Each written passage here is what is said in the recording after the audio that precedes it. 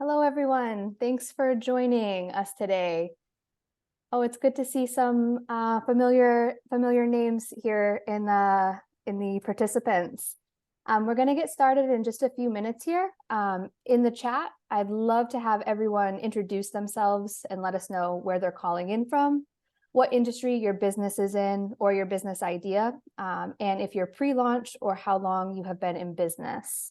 We also have a link to a workbook that you can use to follow along. It's a Google Doc, so you can just make a copy and edit as we go through the webinar. It'll be really useful to follow along. And it'll also be available for you after the webinar in case you just want to listen. Again, thanks everyone for joining us. We have a couple questions in the chat. Make sure your chat is set to everyone, not just panelists, so that everyone can see your answers. And we'd love to know where you're calling in from, what industry your business or business idea is in, and if you are pre-launch or how long you've been in business. During the webinar, we're going to have the chat box open and the Q&A. I'll be monitoring both, and we'll definitely save some time for questions at the end. So feel free to write in any questions that you think of as we're going along in either the chat box or the Q&A, and I'll be checking both.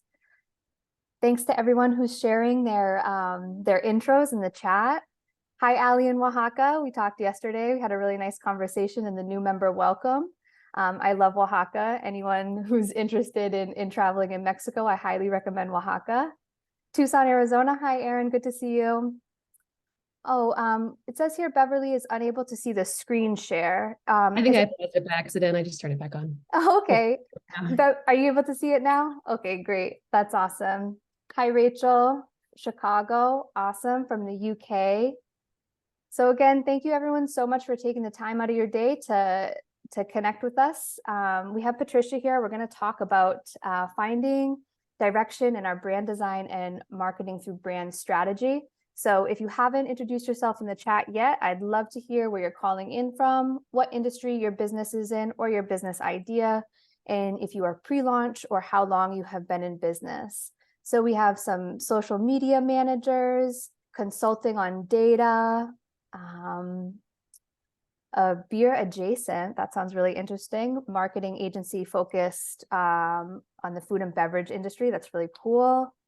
A small craft business for handmade crochet designs, that sounds awesome. All right, so I think we're going to get started in just a few minutes here. Thanks to everyone who's introduced themselves. Please feel free to introduce yourself in the chat as you feel ready. We're going to get started in just a few minutes. I wanted to start off by introducing myself. I know a couple of names here, so I'm really happy to see those names on our participant list. But for those of you who I don't know, my name is Lindsay. I am the head of community and events for Outsite, which is a company that offers co-living, co-working spaces, events and community for digital nomads, location independent workers, entrepreneurs, creatives, and the like. So we're really excited to have you here today. We're going to talk about brand strategy with Patricia. I'll let Patricia introduce herself now. Hi, everyone. Thank you so much for joining. And thank you for Lindsay for the intro. So my name is Patricia, and let me pop to the next slide so you can learn more about me. So I am the founder and creative director of Cultivation Studio, which is a website design and brand strategy studio. And I'm based in Los Angeles from the East Coast, though. And I specialize in working with small businesses and entrepreneurs, so most likely folks like yourself. And the reason why we're here today is because almost every single one of my clients, if not every single one, when we work on website design projects and we're in the very beginning when I'm figuring out what their business is, I learned pretty quickly that very few of them, if none of them, have really done the work to figure out their brand strategy. And what winds up happening is when they come to me, their marketing and their brand design is a little bit messy. You know, they're using 30 different Canva templates with different fonts, different colors on their Instagram. Their messaging is kind of all over the place. And a lot of them just don't know what the heck to do. They don't know what social media platforms to be on. They don't know what needs to be on their website. And the common denominator here is, like I said, they haven't done the time to think through their brand strategy. So now in every single one of my website design projects, I always start with a brand strategy workshop to make sure we check all of these boxes and really understand what their brand is, because we need to know that strategy in order to know how to market their business and how to design their brand, create their color palette, their logo, their fonts. So that's what we're going to work on today. I also just really enjoy brand strategy. I think it's really fun and interesting. So I'm really excited to talk to you guys about this today. All right, so we've talked about, I kind of covered why we need strategy. Brand strategy basically gives you that roadmap with which to approach everything about your business, whether it's marketing, design, even how you structure your business internally, all of that good stuff. So what is brand strategy? What does it include? Let's take a step back and talk about what a brand is. The idea of a brand, it's much bigger than your actual services. Your services, what you actually carry out in your business, is not the same thing as your brand. Your brand is more of an intangible concept. It's like, and it's up to your audience. Your brand is kind of what your audience, what people in general, what they think, what they feel about your business. Branding is more of a feeling. I always come back to the example of Nike. You know, it's a massive brand that everyone knows. And Nike is so much more than their products. It's not just a company that sells sneakers or athletic wear. When you think of all their marketing, they don't even have to talk directly about their sneakers. You know, they're talking about more of a concept. They're selling this concept to you. So that is what a brand is. How do you figure out what that brand is? Well, it all comes down to brand strategy. The brand strategy ultimately is what drives what the brand is. And brand strategy includes the core values and principles that govern your brand and how it shows up in the world. So it's really the very, very first step when you're coming up with a business and a brand. So key components of brand strategy. There are three key pieces that we'll look at here. The very, very basis of it is the heart of the brand. So that's going to be the very core foundational principles that guide what the brand is. And again, it says this is not about your services, your products. This is more of a value system and an ethos. So your brand heart includes your purpose, your mission, your vision, and your values. Once you have the brand heart, that levels up to your brand character. So I also like to think of brands as people, like kind of, because brands are kind of more of an intangible concept, they take on these personality characteristics that kind of mimic a person. So that's why we're using the term heart. That's at the core of the brand. Then we're leveling up to the character of the brand. So that's when we're kind of based on the brand heart, we're getting a sense of who the brand is. We're getting a sense of its personality, its voice, and its tone, how it speaks, how it shows up. Once we have these two pieces, then, shoot, I keep pressing the wrong button. Then we build up to the visual identity. And that includes the brand's colors, fonts, aesthetic, logo, etc., how it actually looks. So again, the internal core of the brand is the very foundation. Then we're getting a sense of what its personality is. And then from there, we get what it looks like. So you can see how each foundation kind of levels up. There's, of course, a lot more detail to get into in this pyramid structure, but I'm trying to keep it simple for today. And if I were to put something at the very tip of this pyramid, what all of this levels up to, it's the marketing, right? It's the marketing strategy, how you're actually selling, how you're talking to your audience, so all of these things are required to develop a marketing strategy, and we'll talk more about that in a little bit. All right, so let's dive in and talk about your brand strategy. There is a link to a workbook I created that's in the chat. I recommend you open that, and it's a Google Doc, so you'll want to file, make a copy to save it to your own workspace, and that's how you can edit it. You can follow along with that while we go through this presentation today. A lot of the questions are going to take some time to think about.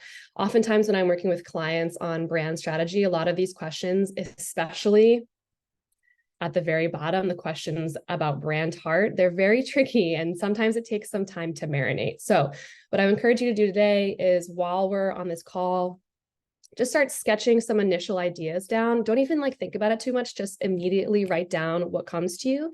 And then you'll want to come back to it later and probably again a few times to continue to build out these concepts as you really have time to sit with it and let it marinate. So to give you an example today, we're going to be working with Jane. This is a picture of Jane at the right here. She's our imaginary business owner that I'll be using to help answer these questions that I'm going to ask you as an example.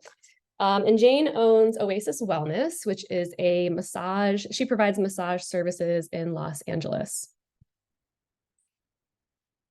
All right, so let's just get the business basics down.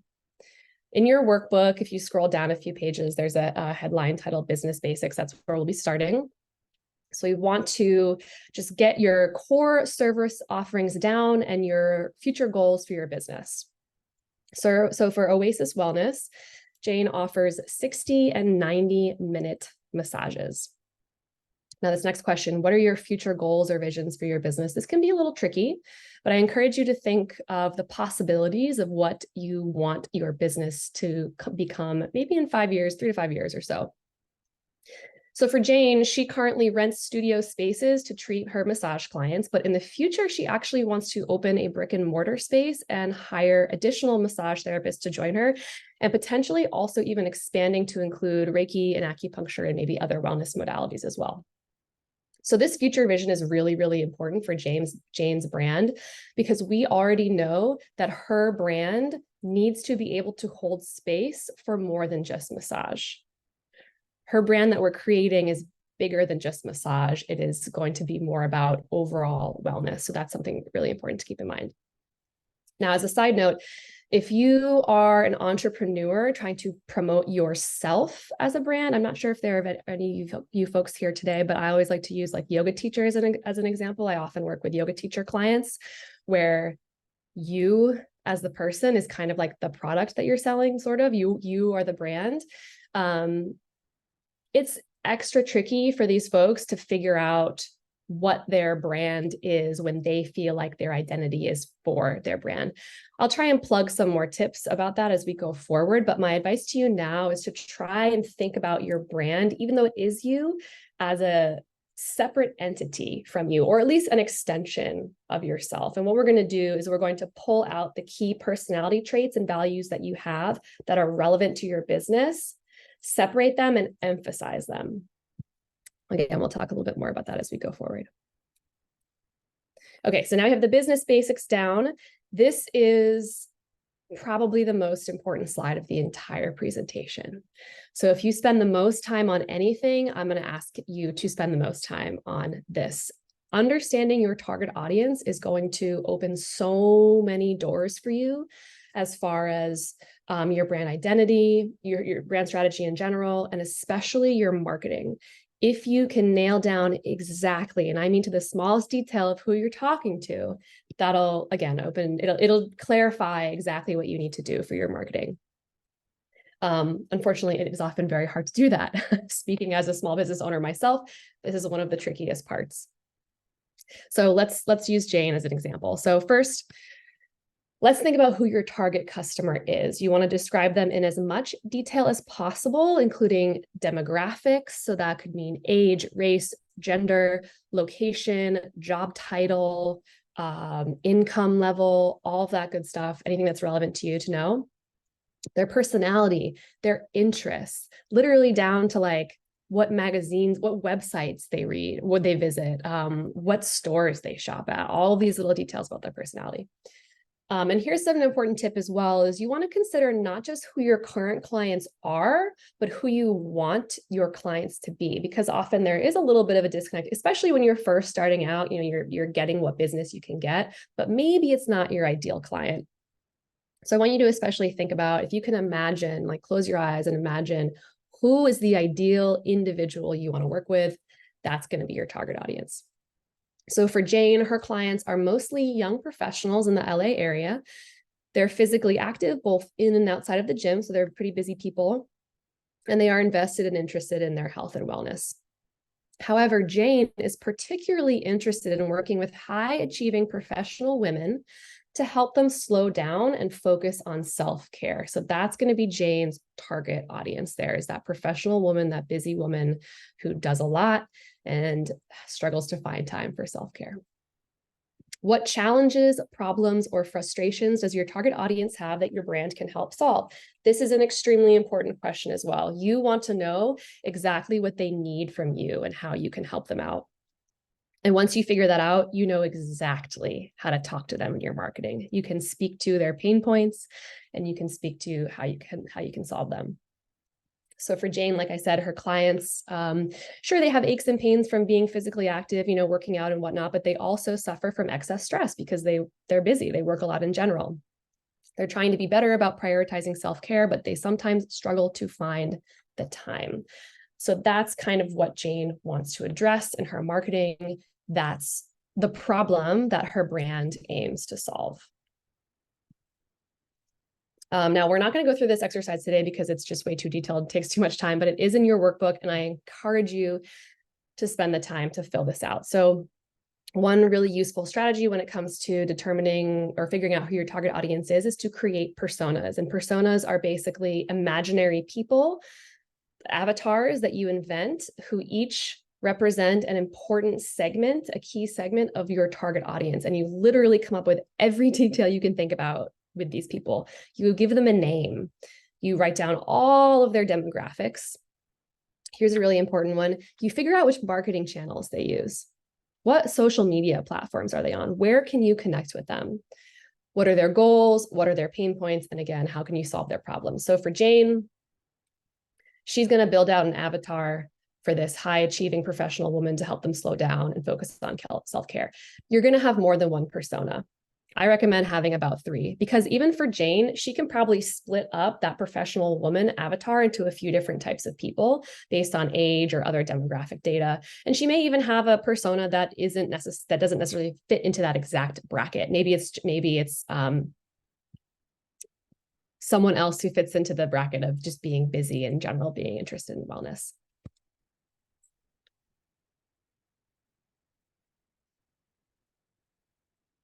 Okay, so again, emphasizing just how important that target audience is. Let's move on and talk about your business ecosystem. So that's kind of your competition and where you fit within that playing field. Ideally, you're going to take a look at 3 to 5 or more of your closest competitors or peers. And there is another little graph in your workbook where you can take a look at that and work on your competitive analysis. And what you want to think about is, what is their key selling point? Who is their target customer, and what makes you different? So for Jane, her primary competitor is a sports massage therapist that's also in her neighborhood. Their specialty is athletes who want to optimize their performance and who may be dealing with chronic injuries. Now for Jane, her audience is a little bit different. She does work with active individuals who like fitness, but they wouldn't necessarily consider themselves athletes. Jane wants to focus on self-care and overall wellness rather than athletic performance specifically. So in identifying this competitor, identifying how she's different, she's picked a lane here. She's figured out where there's room for her in this competitive landscape and the qualities about her brand that she needs to emphasize, which is, again, this overall wellness piece.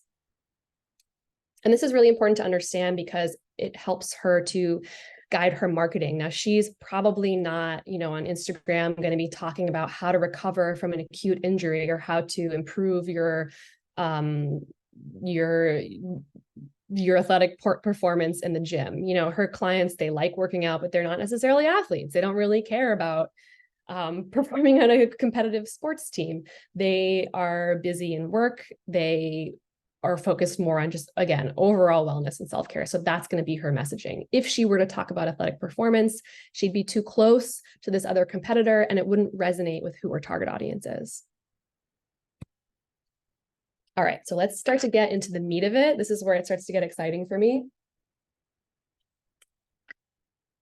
And we'll work on the very, very foundation of the brand strategy, and that's the brand heart. So the purpose, mission, vision, and values, the very core of what drives your brand. Now, I will admit some of these questions are pretty tricky, and this is definitely the part where you're going to want to sketch your preliminary thoughts down and then let it marinate for a while.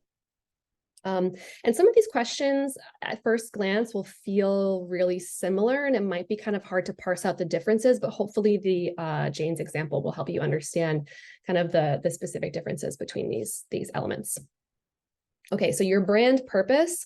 Why does your brand exist in the first place? What makes you want to do this work? For Oasis Wellness, they exist to help busy professionals prioritize self-care and wellness. So you can see how this concept, again, transcends the exact services that she offers. Like, what is her purpose? Like, what drives her? What makes her want to show up to work every day? And it's, again, this deeper purpose that she has for helping folks improve their self-care. Her brand, what is your brand vision? What future do you want to help create? That's, again, bigger than what your brand actually is. And this is really helpful here to look back a few slides prior when we talked about your vision, your future vision for your brand. Oasis Wellness wants to create a community where busy women can find the support to prioritize their own physical and mental well-being. So this kind of brand vision refers to, like, what is your vision for the world? What kind of world do you want to help create? And again, as we saw before, Jane wants to eventually have a brick and mortar space where she hires additional wellness professionals. So that's the creating a community element, where she's supporting her target audience, the busy women who need to find more time and support for self-care. Brand mission. Now, if you were to focus on any one of these four pieces, brand mission, I would say, is the one I would really highlight, because it kind of starts to pull it all together. It speaks to what you do and for whom, and it kind of connects your purpose, your target audience, and your business services, and puts them into one sentence.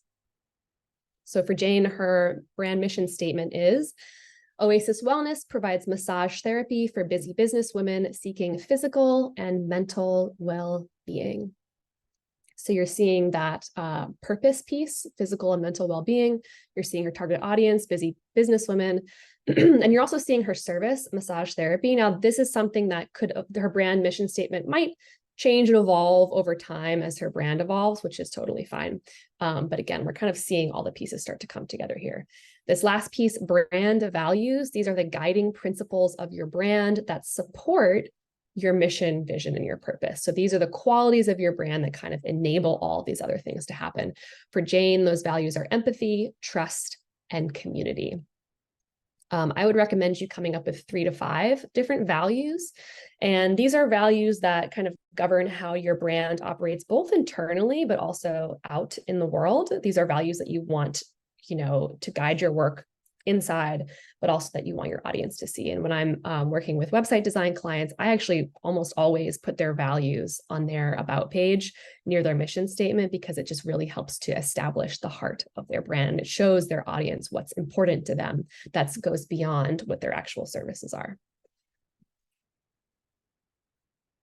All right, so we've got the basic foundation. That is the super, super important core, the guiding principles of your brand, that basic it's the heart, it's the internal foundation. Once we have the heart, we can start to build the brand's character. Now that we have a sense of what guides it, we can start to imagine how the brand operates in the world. So a question that I like to ask, just to kind of get these juices flowing, this is when we start going on vibes and feelings, which is kind of fun. So the first question I ask is, when people interact with your brand, how do you want them to feel? And what this question illuminates, as we'll see on the next slide, it kind of gives you a sense of, okay, if we want people to feel this way, what does this brand personality need to be? So Jane wants her audience to feel seen, understood, relaxed, relieved, excited, and supported. So if that's how she wants them to feel, here are some thoughts on what her brand needs to be. So what adjectives or phrases describe your brand? This for me, when I'm doing brand strategy work with my clients, aside from the target audience piece, this is the most helpful question. And I encourage you, when you're answering this in your workbook, brain dump as much as you can on here. Just get it all out on paper. Don't limit it to 3 things. I want to see like 30 words or phrases here in this list, because all of these words, these descriptive terms that describe your brand, you're going to be able to pull from and use as guidance to remind yourself, okay, this is what my brand is. When I get this from my clients, I get their list of adjectives. I look at it and I say, okay, cool. I know now exactly how to make their brand look. I know what kind of colors to pick, what fonts to pick, because I'm getting a sense of the vibe. I'm getting a sense of the personality of the brand. Sometimes to kind of help grease the wheel, so to speak, it can be helpful to answer the opposite question. So what adjectives or phrases do not describe your brand? So kind of setting some boundaries here.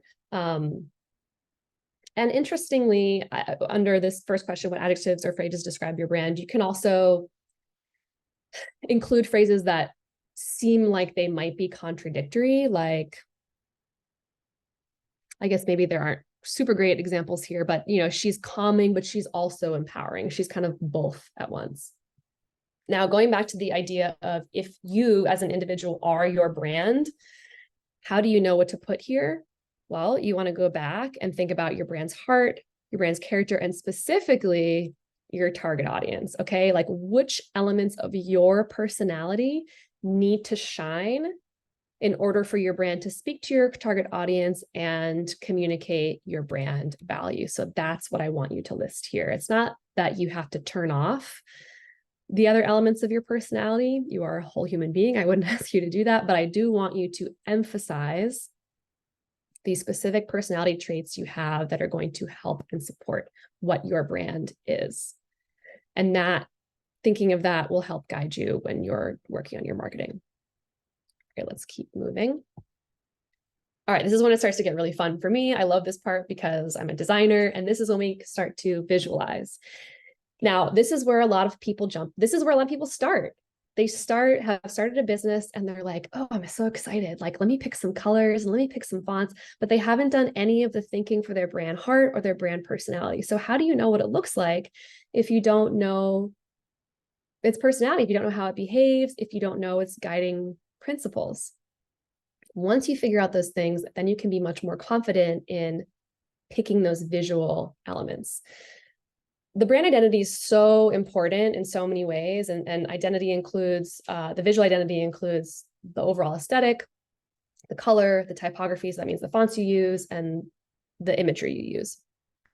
And this is really important because it is the first thing people are going to interact with, the first thing they're going to literally see when they interact with your brand. They're going to see the colors, the aesthetics, the fonts before they even read a single word.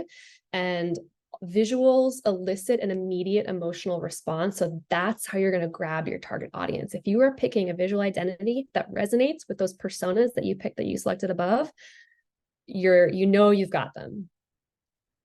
Consistency in visual identity is also really important because it helps develop that brand awareness and that brand recognition over time. So if we think of really, really big brands like Pepsi, for instance, that red and blue color, you wouldn't even have to see the word Pepsi. You could just see that logo icon, the circle, and you know exactly who they are. So, probably most of us here, maybe one of us someday will build a brand that will be as big as Pepsi. I don't know, but that's obviously very aspirational for us to have that level of brand recognition. But you do, I like to use Instagram as an example. You want to have some degree of consistency in your colors and your fonts because it's going to consistently elicit the same emotion from your audience, and they're going to get used to what you look like, what you feel like as a brand. All right. This stuff could be a whole other presentation, so we're going to move through it really quickly. First, just to kind of get, again, the juices flowing of what your brand looks like, think about what kind of imagery comes to mind when you think about your brand and the traits you listed above. So all of that big long list, what adjectives or phrases describe your brand, what kind of imagery does that elicit?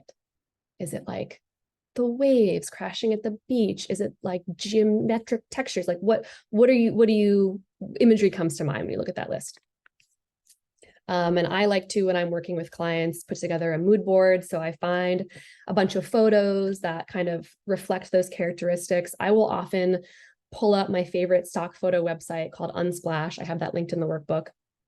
And I will literally like search for the word my client has provided in that list, like calming. I will type that in and see what photos come up. And if anything like sticks out at me of being like, wow, that really feels like the vibe of the brand, I will save that. And then I will put all the images together to create a mood board that illustrates the vibe. Again, we're going by vibes and feeling here. So here's just a quick little mood board that I put together for Oasis Wellness that once, taken together, it kind of illustrates that vibe that we're looking for. So she has kind of a calming, supportive presence. There's also a little pop of color that might help illustrate the inspiring nature of her brand, the exciting nature of her brand. And then we move forward and we think about color. Now, again, this could be its own entire presentation, color theory, like people do entire master's degrees on it. It's a whole thing. So we're not going to do that today. You don't necessarily need to be a designer to select colors for your brands. It is tricky to find a color palette that looks good, but here's the thing. It's not just about finding a color palette that looks good. You don't want to wake up one day, start a business and be like, I really like blue and green together. I think I'm going to pick that. You want it to be based on strategy. So again, we're going to go back to that list of all the words we came up with to describe your brand, and we're going to pull out colors that elicit that emotional response. Every color, you don't have to be an expert to know that every color on the color spectrum elicits a certain emotion. So if you think about what that is, that can help you select your colors. And you also, don't want to think about individual colors, but the whole color palette together. So a brand color palette, the primary colors for a brand usually are between like 3, 4, 6, 7, 8 colors. I think I picked 6 here. When I'm working with brands, I usually pick about 4 or 5 or 6 colors. These are the colors that I selected for Oasis Wellness because I'll pat myself on the back. They do look pretty, but they also, in my opinion, elicit the vibe that we're going for her brand. It's calming. It's also kind of fresh and inspiring. And there's like a touch of like a feminine feel to it, which is what she wanted. She wants to appeal to that target audience of the busy businesswoman. And then it's the same thing with fonts. Fonts have a vibe, and I feel like, especially if you're not a designer, it's not necessarily something you would think about right away, like what kind of vibe a font has. But again, just like a color, you can look at a font and think like, oh yeah, that one feels kind of playful. This one feels kind of bouncy. This one looks like Times New Roman, like it could be in like a textbook, which makes it feel very academic and kind of boring.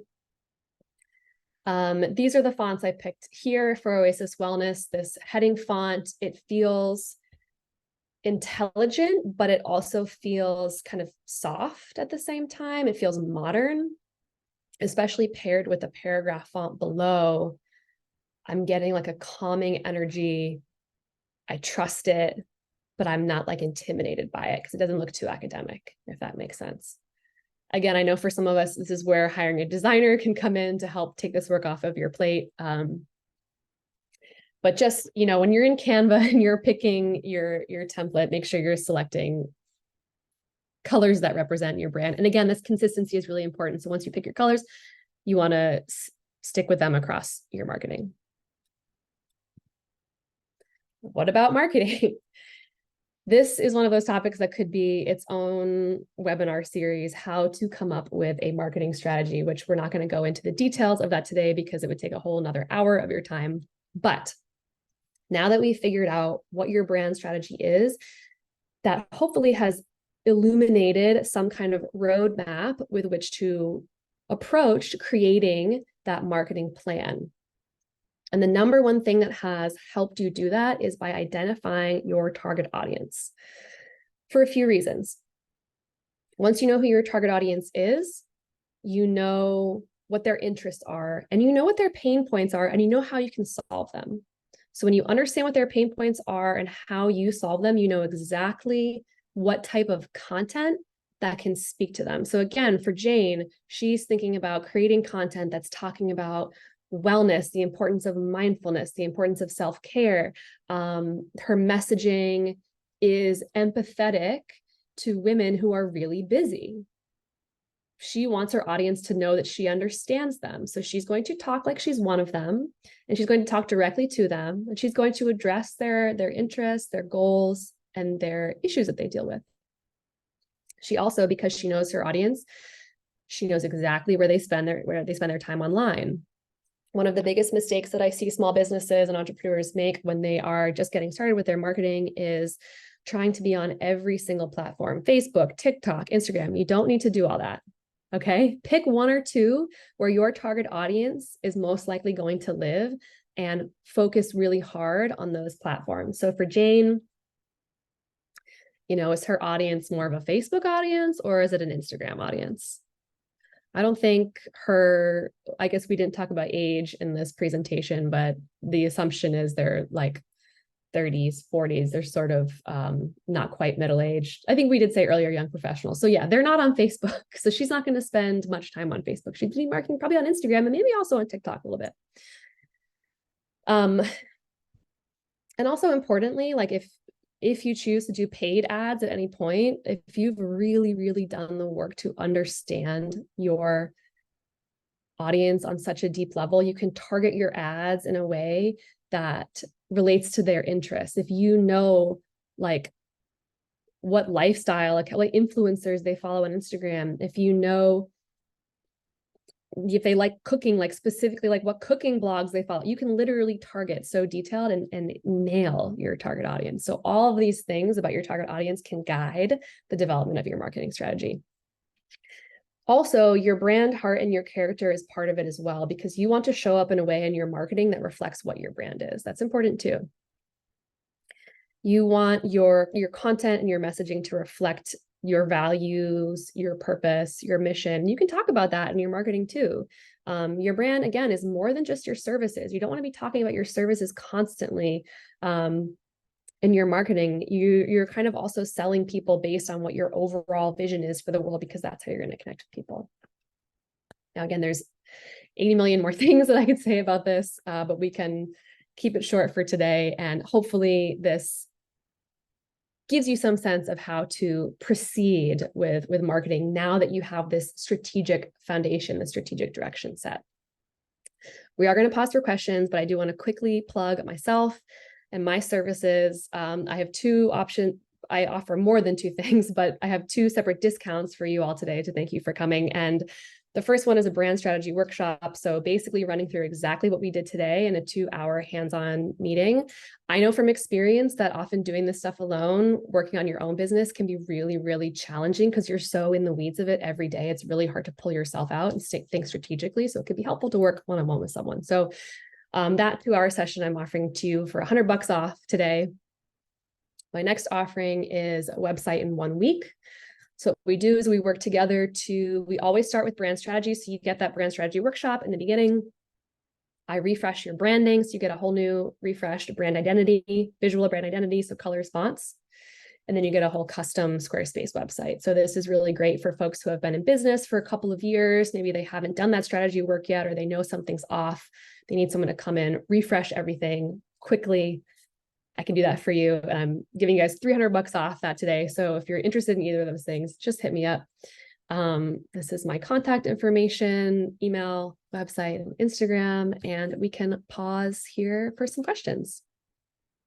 Wow. Thank you so much, Patricia. That was really, really interesting. And if folks are interested, going further into the visual identity or the marketing strategy might be really fun as well, because there's so much here to think about and work through. I'm sure that workbook is quite helpful. So we have some time for questions, about 20 minutes for questions. The chat box is open and the Q&A is also open. We have some claps and thank you for the lots of amazing information. Yes, it was very informative. So if anyone wants to ask Patricia a question, I'm checking out the chat box right now, or if anyone maybe wants to share something that they brainstormed in their workbook, and we can talk a little bit about that. We are, yes, okay, I wonderful. Kim shared a tool that I actually use in the chat, Coolors. It's COOLORS.co,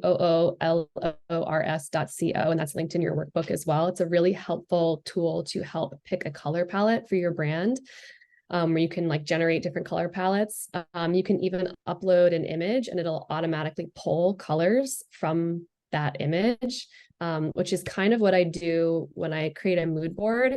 These colors that you see here, I'm more or less kind of selected from these colors here, or from these images here. So thank you, Sam. I agree. That's a very helpful tool. I recommend you use it. And then Erin asked a question, when redesigning a website to better align with brand strategy, is it better to start from scratch or fix what you've got? How do you pick one over the other? That's a really great question, and it kind of depends. I wouldn't answer that question until you've gone through the whole process of defining your brand strategy, because once you have that all set, you can then take a look at your previous website and evaluate how much needs to change. For some people, and the clients who come to me, we redo almost everything. We refresh their color palette. I might stick with like one or two of the colors they picked, but we'll add new ones and swap out old ones. We'll change their fonts. So again, it depends on how much of an overhaul you need. Sometimes I do find probably what I would recommend is to start fresh, because it's easier once you have that brand strategy set to just start without any of the old stuff in your mind and get everything done fresh without that old non-strategic content kind of weighing you down. That's helpful. Thank you. And I know you recently went through a little bit of a redesign yourself. How did you know it was time to refresh your own brand identity? Yeah, so that's actually a great question too. So yeah, I went through a brand refresh / redesign earlier this year, and I have had Cultivation Studio for I think 3 years now, almost 4 years. And I find that when you're a new business owner and you're just starting out, sometimes you need to just do it before you really can even figure out who your target audience is, and that is something you figure out over time. So that was true for me. As I had done the work for a few years, I started to identify who I actually wanted my client to be.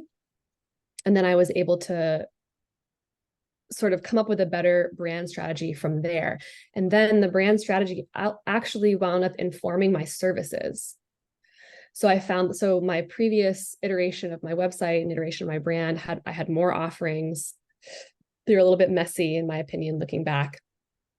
And once I figured out who I wanted to work with, I realized that they didn't need all that stuff. I could take half my services away and just simplify what I was offering. And once I simplified that, then I was like, okay, I think, now I know I want to reach a more refined audience. Yeah. And my colors, my fonts, my website needed to shift, and my services needed to shift in order to reflect that change. Thank you. And how do you plan in advance? Do you anticipate that in a couple years you'll be doing the same thing again? Is there a particular cadence that you recommend, taking a good look at what you have and seeing if it needs some updating? Yeah, so I will say that you don't necessarily need to, once you pick a set of fonts, once you pick a set of colors, you don't need to stick with that for the entire life cycle of your business. Like I said, you might find that your business evolves, your goals evolve, your audience evolves. Maybe you have the same audience, but that audience has evolved. Their tastes are different. Also, like web design standards, like what's kind of current shifts. So sometimes you do want to kind of upgrade your color palette a little bit. You do want to tweak your fonts a little bit. As long as that same ethos is there, I think that's ultimately what's the important thing, as long as even if the visuals shift a little bit. But as far as like redesigning your website, I feel like every 3 years roughly is probably a good cadence. I've done it every year, but I'm also a web designer, so I like doing it and it's fun for me. And it's not necessarily like an entire redesign. It might just be like formatting and stuff. But with the pace of like how quickly websites evolve, you probably want to make some pretty big changes roughly every 3 years or so, or else your website's just going to look old. And you mentioned in your offerings for your website in a week, you use the Squarespace platform. Can you talk a little bit about why you pick Squarespace over some of the other options?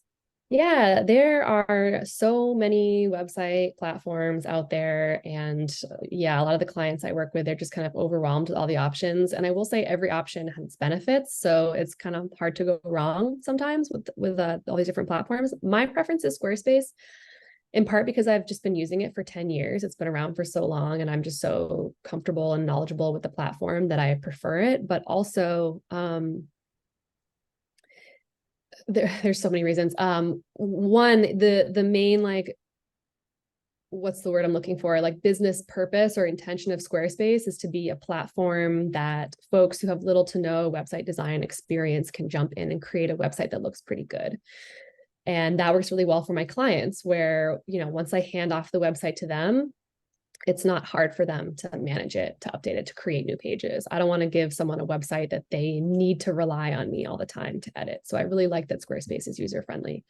Squarespace also allows me as a developer to pretty heavily customize their templates. So I can then go in and make my clients fully custom websites that don't necessarily look like a Squarespace template. And then lastly, Squarespace is always making updates and changes. And I think that they are one of, if not the most current and like modern platforms right now, as far as like ease of use and cool features. They just recently added a courses feature. So if using the yoga teacher example, want to create like a virtual yoga course, or I don't know, there's just so many. They have an e-commerce platform. There's so many ways that you can use that platform. Oh, that's nice. So it's pretty easy to update if there are any changes. For I think example, so. you have a new offering, you can add it in without having to redo the whole thing. It's like it's like a click and drag blocks situation. So you do not need to know how to write a single line of code to update that website. And is it hard if people are maybe using a different platform migrating over to Squarespace, if they're finding that their current platform is too difficult to use, or they maybe don't have the skills for coding out a whole website on their own? Yeah, I mean, it depends. If you're like on Wix, for example, I've had a lot of clients who are on Wix and are unhappy with it. Then, I mean, basically when you migrate over to Squarespace, you're going to have to build it from start. So would be like the one thing. But if you're considering a redesign anyway, Great you might time as to well switch. start fresh. Yeah. All right. And we also have another question about have you ever used AI in any of your efforts, and any other websites that you'd recommend for graphics, icons, fonts, anything like that? Totally. Yeah, I feel like AI is such a hot topic these days, and I'm still like literally every day discovering a new use for it. Me personally, I have used Chat GPT to help generate like content ideas for Instagram. I'm trying to think of an example of like a prompt that I've given Chat GPT, but you can literally ask it, like, you can say like, my role is this, I do this type of work. Can you give me like 15 example blog titles? And then the blog titles you can take and like make Instagram content or write blog, and you can even have it like write the blog. My recommendation would not just be to copy and paste whatever it's written. You do want to edit it. It does kind of come out a little robotic, I find. But for idea generation, I really like that tool. I know there are lots of other AI tools that I'm just learning about that like can help you generate logos, images, it's endless. But so far for me personally, I've only used it for generating like content ideas.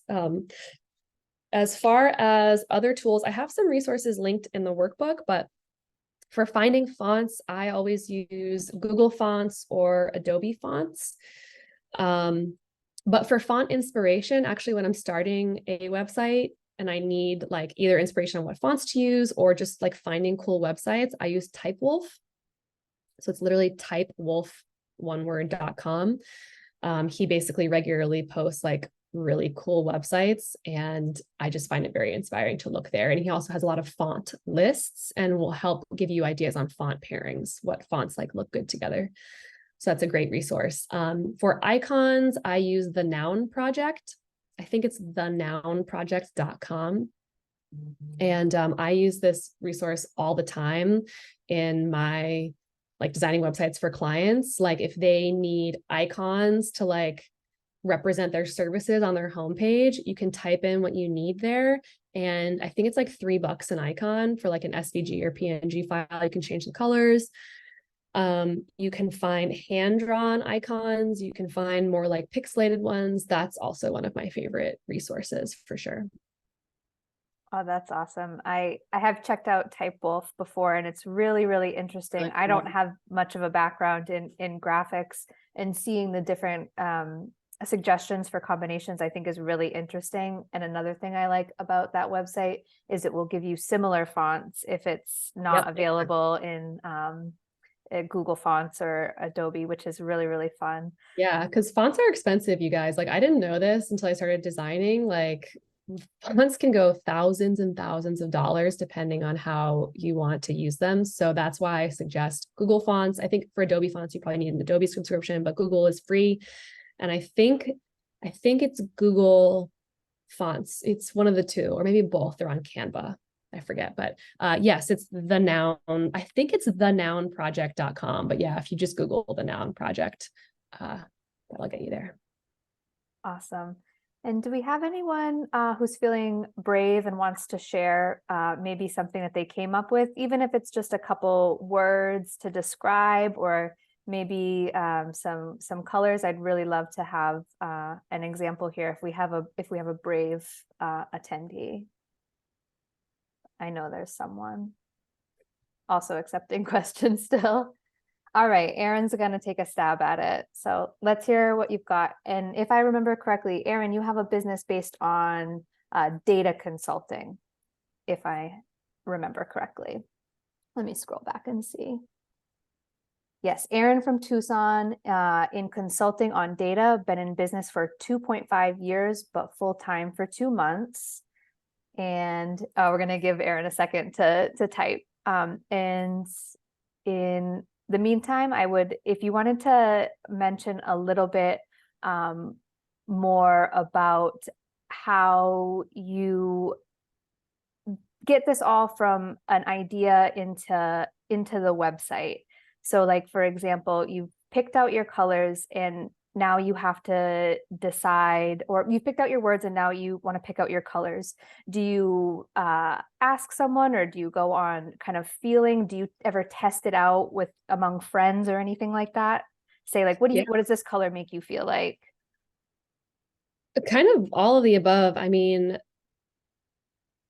that's probably why it's good to hire someone to help you with who has expertise in because this. like for me at this point, I've done it enough where I like kind of know.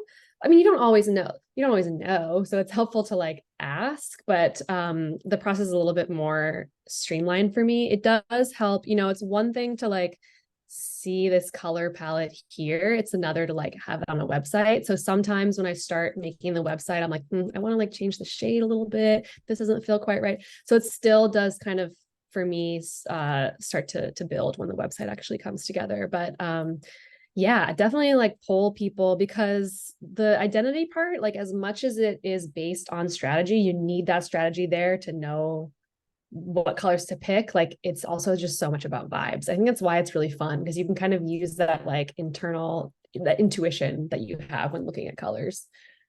Awesome. All right, so we have that's Erin's answer.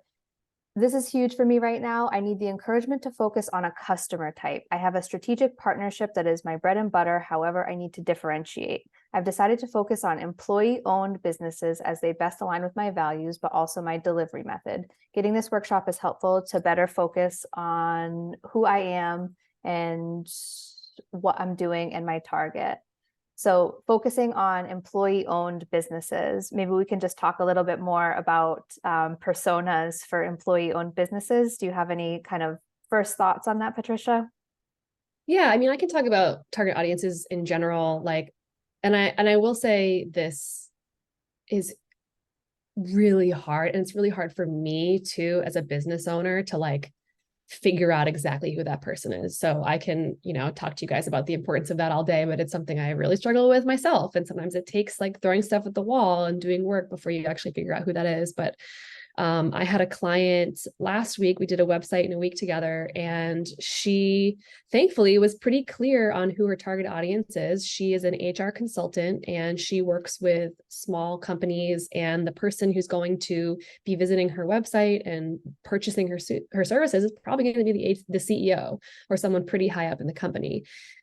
And so having that knowledge was so helpful as we were writing the website copy, because we knew that everything she wrote needed to speak to that person and needed to address their concerns with their business. And one of the things that we found was, for her, she was like, well, they come to me and they know something's wrong with their organization culture wise, but they don't necessarily know what the problem is yet.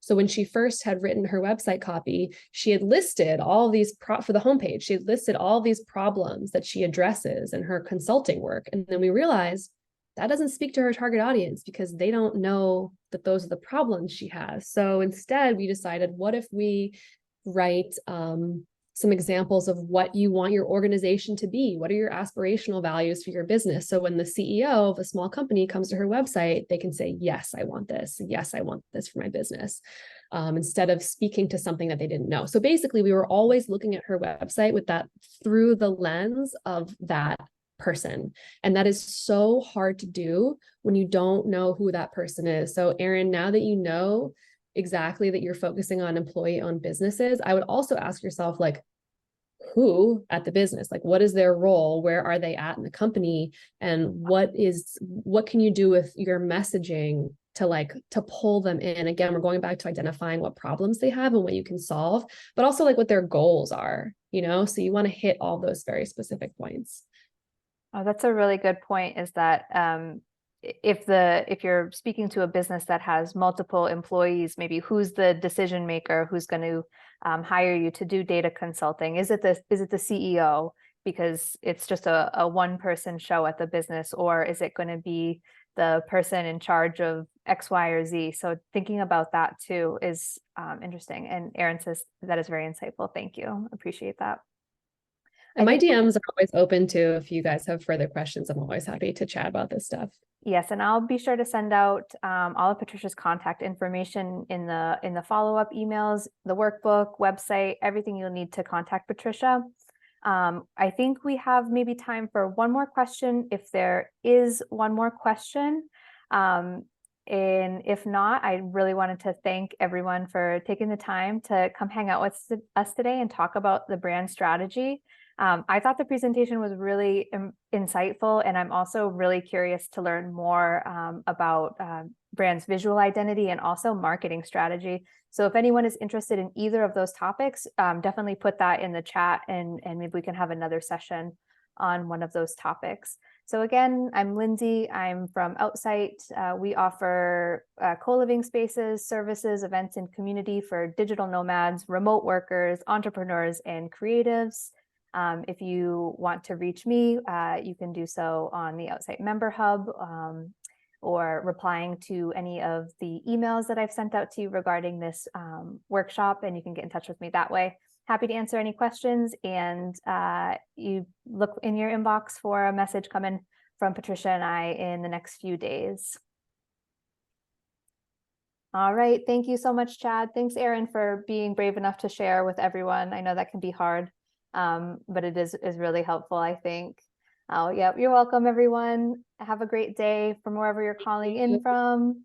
And we'll see you for the next event. All right. Take care, everyone. Bye.